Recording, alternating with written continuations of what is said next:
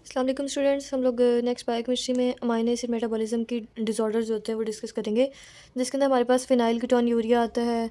उसके अलावा maple syrup disease है, एल्बिनिज़म है, होमोसिस्टीन यूरिया है और अल्केप्टोन यूरिया है। उसके अलावा भी हैं टायरोसिनीमिया टाइप 1, टाइप 2 और इस तरह से। ये पहले सबसे मैं आपको एक फ्लो चार्ट दिखाती हूँ, ठीक है। उसके ऊपर आप देखेंगे अच्छे से कौन सा एंजाइम किस डिजीज़ के अंदर डेफिशिएंट होता है और किस एंजाइम के डेफिशिएंट होने से क्या क्या प्रोसेसेस होते हैं, फिर क्या क्या डिजीज़ होते हैं। तो अच्छा जी, ये जो फ्लो चार्ट मैंने ड्रॉ किया है ना आप लोगों को समझाने के लिए, आप लोगों ने इसको अच्छे से अपने माइंड के अंदर रखना है, ठीक है। अगर आप लोगों ने ये टेबल याद कर लिया ना, तो इट्स मीन कि आपको सारी डिजीज़ जो हैं वो अच्छे से याद हो गई हैं, ठीक है। सबसे पहले हम लोग देखते हैं हमारे पास क्या होता है, फिनाइल एलानीन, ठीक है। फिनाइल एलानीन हमारे पास कन्वर्ट होता है टायरोसिन में, ठीक है। पहले जस्ट मैं आपको प्रोसेस बता रही हूँ, उसके बाद डिजीज़ और एंजाइम की डेफिशिएंसीज बताऊंगी, ठीक है। फिनाइल एलानीन टायरोसिन के अंदर कन्वर्ट होता है, टायरोसिन कन्वर्ट होता है para hydroxy phenyl pyruvic acid के अंदर, ठीक है। Para hydroxy phenyl pyruvic acid convert होता है di hydroxy phenyl acetic acid में।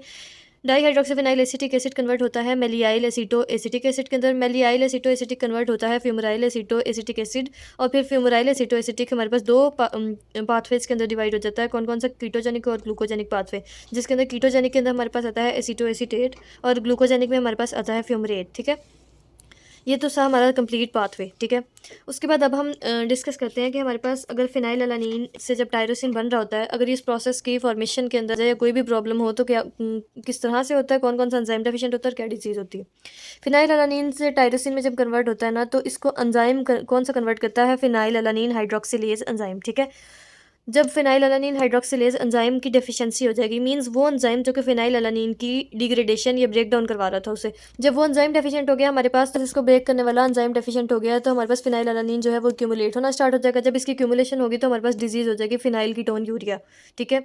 उसके बाद हमारे पास जब फिनाइल एलानीन से टायरोसिन में कन्वर्ट हो जाता है, फिर टायरोसिन से आगे नेक्स्ट अगेन जब टायरोसिनेज से हम para hydroxy phenyl pyruvic acid के अंदर कन्वर्ट होते हैं, तो यहाँ पे टायरोसिन ट्रांसअमाइनेज एंजाइम जो होता है ना, वो इसको कन्वर्ट करता है para hydroxy phenyl pyruvic acid के अंदर। अगर इस एंजाइम की डेफिशिएंसी हो जाती है, ठीक है, तो हमारे पास डिजीज हो जाती है टायरोसिनीमिया टाइप 1, क्योंकि टायरोसिन जो है वो वहाँ भी एक्यूमुलेट होना स्टार्ट हो जाता है। इसी स्टेप के ऊपर हमारे पास एक और डिजीज भी आती है जिसको हम कहते हैं एल्बिनिज्म, ठीक है। एल्बिनिज्म के अंदर हमारे पास क्या होता है कि हमारे पास जो टायरोसिनेज एंजाइम होता है ना, उसकी डेफिशिएंसी हो जाती है, जिसकी वजह से हमारे पास डिजीज हो जाती है एल्बिनिज्म। टायरोसिनेज एंजाइम की डेफिशिएंसी होने की वजह से पिगमेंटेशन जो है वो सही से नहीं होती, तो हमारे पास कौन सी डिजीज हो जाती है, एल्बिनिज्म, ठीक है। नेक्स्ट हम बात करते हैं para hydroxy phenyl pyruvic acid से जब कन्वर्ट होता है ना die hydroxy phenyl acetic acid के अंदर, तो यहाँ पे एंजाइम यूज होता है इस स्टेप में para hydroxy phenyl pyruvate hydroxylase, ठीक है। जब इस एंजाइम की डेफिशिएंसी होती है तो हमारे पास इसकी जाहिर सी बात एक्यूमुलेशन होगी और हमारे पास डिजीज हो जाती है नियोनेटल टायरोसिनीमिया, ठीक है।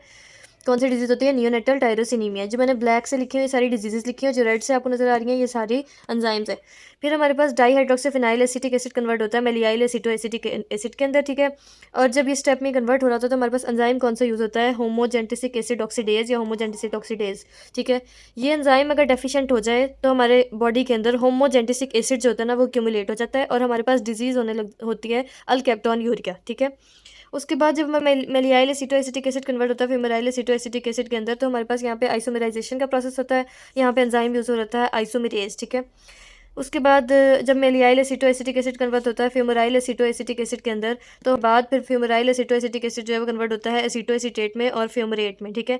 जब फ्यूमरेट में और एसिटोएसिटेट में कन्वर्ट होता है तो इसके दरमियान में हमारे पास एंजाइम होता है फ्यूमेराइल एसिटोएसिटेट हाइड्रोक्सिलेज, ठीक है। हाइड्रोक्सिलेज एंजाइम यहाँ भी यूज होता है। अगर इस एंजाइम की डेफिशिएंसी हो जाए हमारे पास तो टायरोसिनीमिया टाइप 1 डिजीज हो जाती है, ठीक है। यहाँ तक ये हमारा टेबल था, ठीक है। इसको अच्छे से आप याद कर लेंगे तो आपको सारी की सारी जो डिजीजेज है अमाइनो एसिड मेटाबॉलिज्म की जो भी डिसऑर्डर्स हैं वो आपको याद हो जाएंगे। अब हम अपनी बुक से लिपन कोड से भी डिस्कस कर लेते हैं डिजीज। देखिए आपकी बुक के अंदर जैसे लिखा हुआ है फिनाइल कीटोन यूरिया, यहाँ पे उन्होंने सेम वही बातें की जो मैंने बताई हैं आपको कि फिनाइल कीटोन यूरिया जो है वो कॉज होती है किसकी वजह से, डेफिशिएंसी ऑफ पीएच, मतलब फिनाइल एलानीन हाइड्रोक्सिलेज एंजाइम की डेफिशिएंसी की वजह से, ठीक है। और वो कहता है कि फिनाइल एलानीन जो है वो हाई कंसंट्रेशन के अंदर हो जाता है क्योंकि जब इस एंजाइम की डेफिशिएंसी होती है हमारे पास, ठीक है। फिर टायरोसिन विच नॉर्मली जो कि मतलब नॉर्मली जो टायरोसिन होता है फिनाइल एलानीन से बन रहा होता है ना, जब फिनाइल एलानीन ही डिग्रेड नहीं होगा, जब उसकी ब्रेक डाउन नहीं होगी तो हमारे पास टायरोसिन नहीं बनेगा। जब टायरोसिन नहीं बनेगा तो टायरोसिन हमारी बॉडी में जाहिर सी बात है डेफिशिएंट हो जाएगा, ठीक है। तो फिर उसके लिए हम क्या करते हैं कि पेशेंट को डाइट के अंदर डाइट रिस्ट्रिक्शन कर देते हैं फिनाइलएलानिन की, और सप्लीमेंटेशन करते हैं टायरोसिन के साथ, ठीक है। उसके अलावा BH4 is also required for tyrosine hydroxylase and tryptophan hydroxylase, ठीक है। BH4 भी रिक्वायर्ड होता है इसके लिए। उसके अलावा वो कहते हैं कि जो कि मतलब रिएक्शन को कैटालाइज करते हैं, कौन से रिएक्शन को, leading to synthesis of neurotransmitter serotonin catecholamines, ठीक है। और ठीक है, इस तरह से यानी ये डिजीज़ है। इसके अलावा आपने एक और बात भी याद रखनी है, इस डिज़ीज़ के अंदर हमारे पास जो पेशेंट को यूरन होता है ना, वो मस्टी माउसी ऑर्डर के अंदर होता है उसका यूरन का ऑर्डर, ठीक है। हाइपोपिगमेंटेशन हो जाती है, सेंट्रल नर्वस सिस्टम इफेक्ट्स भी होते हैं, ठीक है। नेक्स्ट हम लोग डिजीज़ की बात करते हैं, एल्बिनिज़म की बात करते हैं पहले, ठीक है। एल्बिनिज़म क्या होता है, बताया था कि हमारे पास टायरोसिनेज एंजाइम की डेफिशिएंसी हो जाती है, ठीक है। और उसके अलावा हाइपोपिगमेंटेशन हो जाती है, ठीक है। हाइपोपिगमेंटेशन में क्या होता है कि मतलब जो पेशेंट होता है ना, जो भी इस एल्बिनिज़म का, उसके बॉडी के अंदर पिगमेंट जो है वो सही से नहीं अब्जॉर्ब होता, मतलब उसकी डेफिशिएंसी होती है, ठीक है, पिगमेंट की। तो उसके अलावा यहाँ पे फिर उसके इफेक्ट्स क्या होते हैं, उसकी स्किन, हेयर और आईज़, उन सब के अंदर एब्सेंस ऑफ पिगमेंट होती है, ठीक है। ऑटोसोमल रिसेसिव या फिर ऑटोसोमल डोमिनेंट या एक्स लिंक्ड डिजीज इसको कहते हैं, ठीक है। नेक्स्ट हम अगर बात करें होमोसिस्टिन्यूरिया की, इसके अंदर हमारे पास क्या होता है, सिस्टर थायोनिन बीटा सिंथेज एंजाइम की डेफिशिएंसी होती है, जिसकी वजह से हमारे पास ब्लड के अंदर या फिर प्लाज्मा और यूरिया लेवल दोनों के अंदर होमोसिस्टिन्यूरिया और मिथियोनिन का लेवल जो है वो बहुत ज़्यादा इंक्रीज हो जाता है, और प्लाज्मा लेवल के अंदर सिस्टीन का लेवल जो है ना वो बहुत ज़्यादा लो हो जाता है, ठीक है। ये भी ऑटोसोमल रिसेसिव डिजीज़ है, ठीक है। इसके अंदर फिर उन्होंने सिम्टम्स बताए हुए हैं कि exhibit dislocation of lens, ectopia lentils हो जाता है, स्केल्टल अनोमलीज होती हैं, लॉन्ग लिम्स एंड फिंगर्स हो जाती हैं। Thrombosis is a major cause of the early death in this individual, जो थ्रोम्बोसिस जो होती है वो मेन कॉज होती है इन पेशेंट्स के अंदर डेथ की, ठीक है। उसके अलावा ट्रीटमेंट हम इसका कैसे करते हैं, रिस्ट्रिक्शन ऑफ मिथियोनिन, ठीक है। मिथियोनिन हम पेशेंट को डाइट के अंदर देते हैं, और सप्लीमेंटेशन मिथियोनिन की हम रिस्ट्रिक्शन करवाते हैं, और supplementation of vitamin B12 and folate, ठीक है। B12 की जगह पे हम पायरोडॉक्सिन या विटामिन B6 भी दे सकते हैं पेशेंट को। नेक्स्ट अगर हम बात करें अल्केप्टोन्यूरिया की, तो अल्केप्टोन्यूरिया के अंदर क्या होता है, डेफिशिएंसी ऑफ होमोजेंटिसिक एसिड ऑक्सीडेज, मैंने आपको उस टेबल के अंदर पहले बता दी ये सारी बातें, ठीक है। होमोजेंटिसिक एसिड ऑक्सीडेज एंजाइम की डेफिशिएंसी होती है, जिसकी वजह से एक्यूमुलेशन हो जाती है होमोजेंटिसिक एसिड की, ठीक है। यूरिन के अंदर क्या होता है कि एलिवेटेड लेवल ऑफ होमोजेंटिसिक एसिड, ठीक है। डार्क पिगमेंटेशन हो जाती है, डार्क पिगमेंट, ठीक है। और उसके अलावा आर्थराइटिस हो जाता है लार्ज जॉइंट्स के अंदर, डेपोजिशन ऑफ ब्लैक पिगमेंट, ठीक है, इन कार्टिलेज, ठीक है।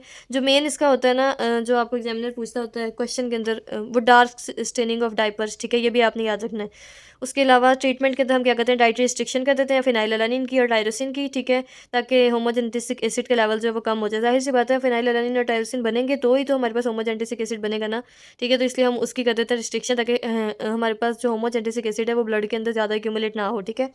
नेक्स्ट हमारे पास डिजीज़ आती है टायरोसिनीमिया टाइप 1 डिजीज़। उसके अंदर क्या होता है, फ्यूमराइल एसिटोएसिटेट हाइड्रोक्सिलेज एंजाइम, ये भी मैंने आपको टेबल में बताया था, उसकी डेफिशिएंसी होती है, जिसकी वजह से हमारे पास terminal enzyme of tyrosine metabolism होता है, ठीक है। जिसकी वजह से हमारे पास टायरोसिनीमिया टाइप 1 डिजीज़ हो जाती है। इसके अंदर क्या होता है, कैबेज लाइक ऑर्डर ऑफ हो जाता है यूरिन का, ठीक है। उसके अलावा उन्होंने हमें बताया कि इसके अंदर ना, इस डिजीज़ के अंदर मेलियाइल एसिटोएसिटेट एंजाइम की भी डेफिशिएंसी हो जाती है, ठीक है। और रिकेट्स भी हो जाती है, ठीक है। पॉलीन्यूरोपैथी वगैरह भी हो जाती है, और इस पेशेंट को हम सप्लीमेंटेशन करते हैं मिथियोनिन के साथ, ठीक है। नेक्स्ट हमारे पास एक और डिजीज़ है जो कि रह गई है, वो है मैपल सिरप यूरिन डिजीज़, ठीक है। मैपल सिरप यूरिन डिजीज़ भी हमारे पास ऑटोसोमल रिसेसिव डिसऑर्डर है, ठीक है। इसके अंदर क्या होता है, branch chain alpha keto dehydrogenase BCKD जिसको कहते हैं, इस एंजाइम की हमारे पास डेफिशिएंसी हो जाती है, ठीक है। इस एंजाइम की डेफिशिएंसी से हमारे पास क्या होता है, the mitochondrial enzyme complex that oxidative D carboxylate leucine isoleucine और वैलिन, ठीक है। ये सारी इनकी मतलब कंप्लीट डेफिशिएंसी हो जाती है, ठीक है, इनके अंदर। उसके अलावा अल्फा कीटो एसिड्स जो होते हैं वो क्यूमुलेट कर जाते हैं ब्लड के अंदर, ठीक है। जाहिर सी बात है, जब branch chain alpha keto dehydrogenase जो है वो ही जब हमारे पास वो हो गया है, ज़्यादा हो गया है हमारी बॉडी के अंदर, सॉरी उसकी डेफिशिएंसी हो गई है, तो अल्फा कीटो एसिड जो है वो क्यूमुलेट हो जाते हैं, ठीक है। उसके अलावा न्यूरोलॉजिक प्रॉब्लम्स होते हैं, मस्कुलर टोन चेंज हो जाती है, वॉमिटिंग, कीटोएसिडोसिस और ये सारा कुछ उन्होंने बताया हुआ है। तो हमारी डिजीज़ जो है ये कंप्लीट हो गई है। नेक्स्ट वीडियो में हम नेक्स्ट डिस्कस करेंगे। Thank you so much.